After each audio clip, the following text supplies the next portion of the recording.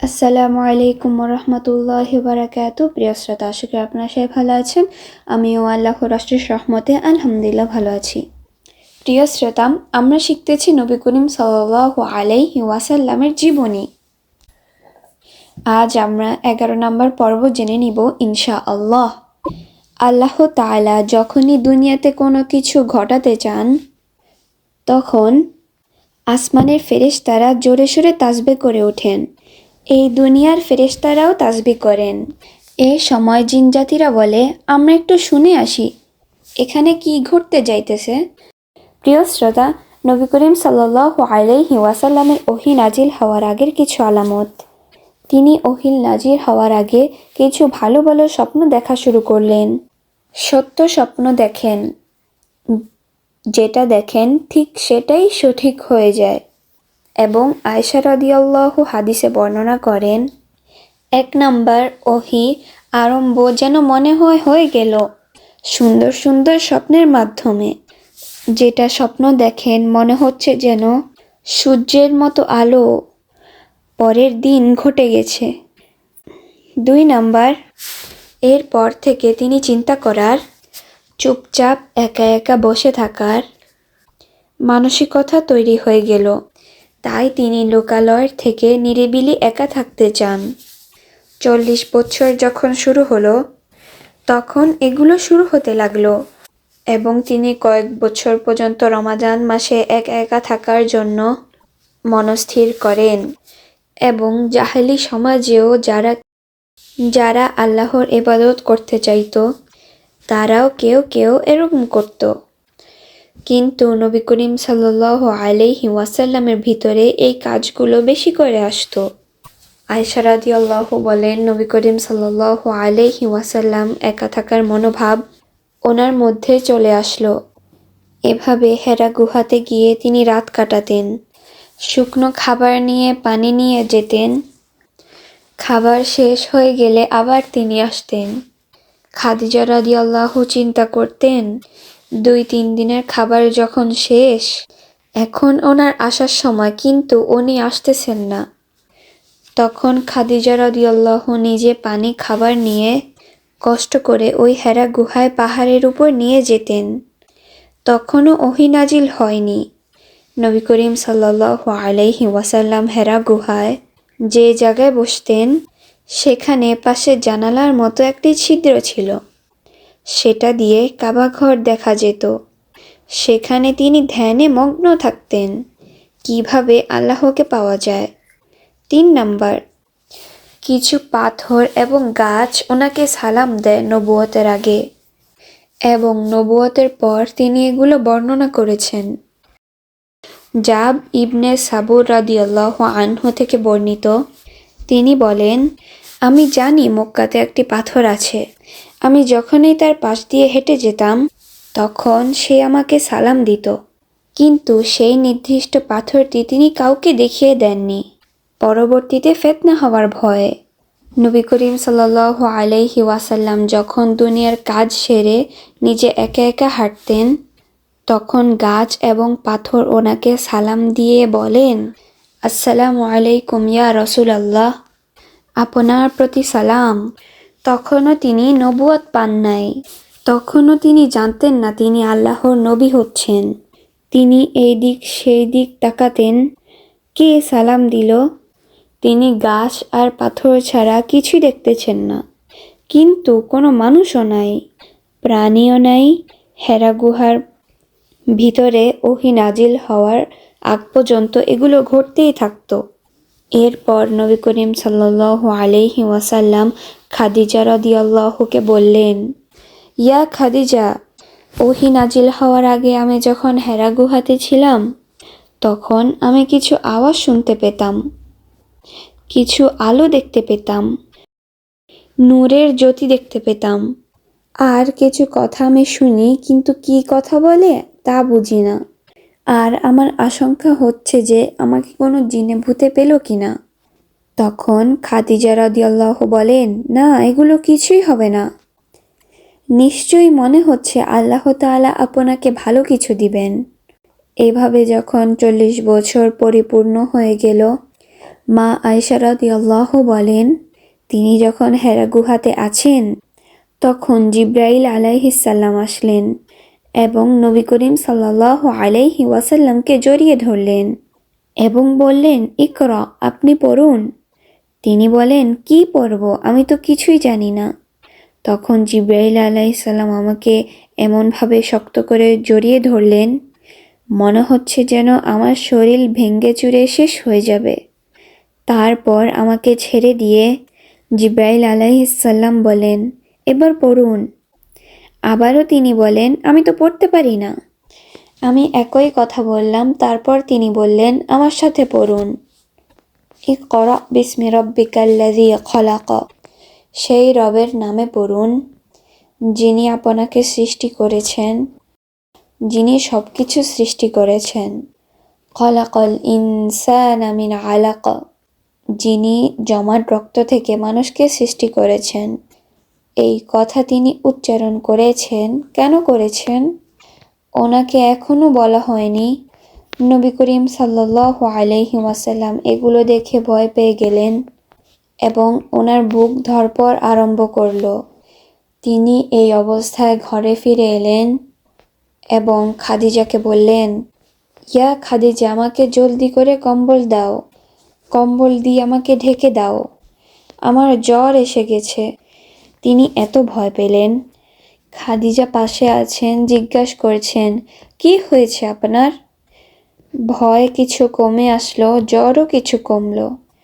তারপর তিনি খাদিজাকে বললেন, শুনো খাদিজা, আমার কাছে কে যেন এসেছে, আমাকে জড়িয়ে ধরল এবং আমাকে বলল 3 বার করে পড়ো। তিনি খাদিজাকে আরও বলেন, খাদিজা, কি হয়েছে আমার? আমাকে নিয়ে কি করা হচ্ছে? কে আমার পিছে লেগেছে? কি হলো আমার? আমি তো কিছুই বুঝতেছি না।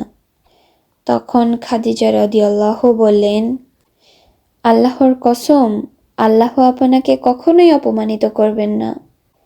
এমন কোনো খারাপ জিনিসের দিকে আল্লাহ আপনাকে কখনোই ঢেলে দিবেন না। কোনো জিন ভূত আপনাকে কখনোই স্পর্শ করতে পারবে না, কারণ আপনি আত্মীয়তার সম্পর্কের সাথে খুবই ভালো ব্যবহার করেন আর আপনি এতিম, অসহায়, দুর্বল মানুষকে কতই ভালোবাসেন, সাহায্য করেন। এবং খাদিজা রাদিয়াল্লাহু বিয়ের পর সকল ধন সম্পদ নবী করিম সাল্লাল্লাহু আলাইহি ওয়াসাল্লামকে দিয়ে দিলেন এবং বললেন, এগুলো সব আপনার, আপনার যেভাবে খুশি ব্যবহার করেন। কোনো মেহমান মুসাফির আসলে অনেক যত্ন করেন এবং বিপদগ্রস্ত মানুষদেরকে সহযোগিতা করে আসতেছেন। আপনাকে আল্লাহ কোনো খারাপ জিনিসের দিকে নিয়ে যাবেন না, প্রশ্নই আসে না। কথাগুলো শুনে নবী করিম সাল্লাল্লাহু আলাইহি ওয়াসাল্লাম অনেক সান্ত্বনা পেয়ে গেলেন।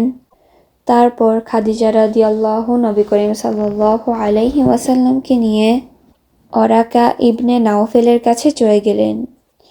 তিনি হলেন খাদিজা রাদিয়াল্লাহুর চাচাতো ভাই, অনেক মুরব্বী। তিনি জাহিলি যুগের খ্রিস্টান ধর্মের ঈসা আলাইহিসসালামের সহি ধর্মের অনুসারী ছিলেন এবং তিনি ইনজিল, তাওরাত, জাবুল পড়তে পারতেন। তিনি অনেক জ্ঞানের অধিকারী ছিলেন। তিনি অন্ধ হয়ে গেছেন। তখন খাদিজা রাদিয়াল্লাহু বলেন, ওনার কাছে নিশ্চয়ই কোনো খবর পাবো, তিনি বলতে পারবেন। খাদিজা রাদিয়াল্লাহু ওনার ভাইকে উদ্দেশ্য করে বললেন, আপনি আপনার ভাইয়ের কাছ থেকে শুনুন কি ঘটনা হয়েছে। তারপর ওই লোকটি নবী করিম সাল্লাল্লাহু আলাইহি ওয়াসাল্লামকে বললেন, আপনার সাথে কি ঘটনা হয়েছে? নবী করিম সাল্লাল্লাহু আলাইহি ওয়াসাল্লাম সব ঘটনা খুলে বললেন, হেরা গুহাতে কি হয়েছে। তখন তিনি বলেন, ওরে সাংঘাতিক ঘটনা তো। আপনার কাছে ওহী এসে গেছে, জিব্রাইল ফেরেশতা এসে গেছে, নবুয়তের খবর এসে গেছে, আপনি তো আখেরি নবী। তখন ওরাকা বললেন, আমি যদি জওয়ান হইতাম, আমি যদি বেঁচে থাকতে পারতাম, যখন আপনার জাতি আপনার এই নবুয়তের দায়িত্ব পালন করার কারণে আপনাকে দেশ থেকে চলে যেতে বাধ্য করবে, তখন আমি আপনাকে সাহায্য করতে পারতাম। কিন্তু আমার মনে হয় আমি এতদিন হায়াত পাবো না। এই ঘটনা শোনার পর নবী করিম সাল্লাল্লাহু আলাইহি ওয়াসাল্লাম আশ্চর্য হয়ে গেলেন। তখন নবী করিম সাল্লাল্লাহু আলাইহি ওয়াসাল্লাম বলেন, আমার লোকজন যারা আমাকে আলামিন বলে, এত মোহাব্বত করে, তারা কি আমাকে দেশ থেকে তাড়িয়ে দিবে? কেন দুশ্মনী করবে আমার সাথে? উনিও বিশ্বাস করতে পারেন না। ওরাকা বলেন, হ্যাঁ, এটাই সত্যি কথা।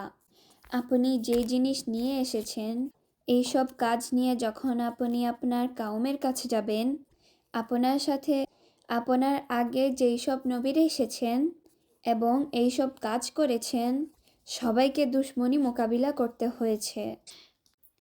আপনাকেও সে সময় অতিক্রম করতে হবে। ওই দিন আসা পর্যন্ত আল্লাহ যদি আমার হায়াত রাখেন, আমি যথাসাধ্য চেষ্টা করব আপনাকে সাহায্য করতে। এরপরে ওরাকার হায়াত আর বেশি দিন থাকলো না, ওনার ইন্তেকাল হয়ে গেল।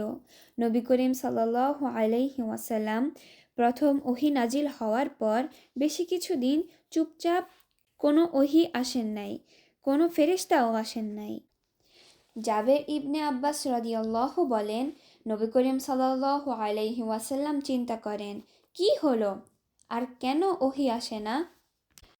জাবের ইবনে আব্বাস রাদিয়াল্লাহু থেকে বর্ণিত, তিনি বলেন, নবী করিম সাল্লাল্লাহু আলাইহি ওয়াসাল্লাম বলেছেন, নবী করিম সাল্লাল্লাহু আলাইহি ওয়াসাল্লাম চিন্তা করেন, কি হলো, আর কেন ওহী আসে না? তিনি আগের মতো আবার হেরা গুহায় ধ্যান করা আরম্ভ করলেন। তিনি বলেন, কি হলো, আমাকে নিয়ে কি করা হবে, ওরাকে এসব কি বলেছে? তিনি চিন্তার মধ্যে আছেন এবং অপেক্ষা করতেছেন। ওহির আর কোনো খবর আসেননি।